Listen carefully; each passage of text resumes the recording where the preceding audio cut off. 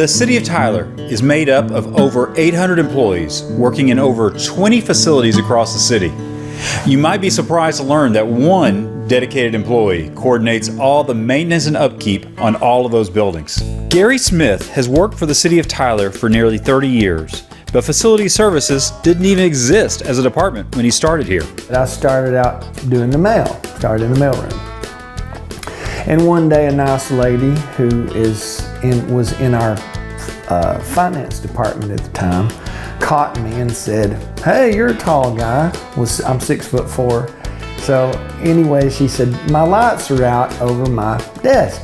Could you fix them for me?" So I said, "Sure, I'll be happy to." So I changed the lights and they still wouldn't come on. So I told her, I said, "I think the problem is your ballast." So I said, "While you're going to lunch, I'll grab some tools and I'll repair them for you." So I did just that. And she was, "Oh, so I love that. That's great, you know." Gary eventually began working with contractors who could help with construction, HVAC, roofing, and other needs. There's always a space in between contracts and a finished product. There's all kinds of little things that contracts don't cover. And so a lot of times I have to get out there and do those things myself.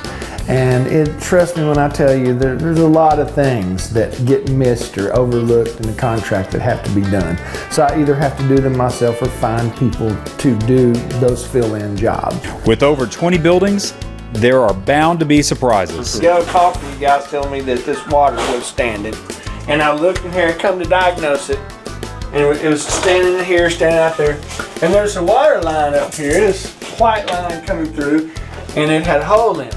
So in order to fix it, we're going to be replacing it with this copper line here so it can't be invaded by rodents or whatever caused the cut. But you have a lot of things to coordinate. Carpet cleaning, my dryers here you got to put down, and just a lot of things you got to take into consideration with any issue that you might have. While Gary loves his job and his co-workers, his real motivation is those who look forward to seeing him come home every day. My wife and son are both center of my life. I love them very much. My son has muscular dystrophy and he's bound to a wheelchair. You know, people have troubles of their own. We call it doing the things the Mitchy way whenever we have to do it.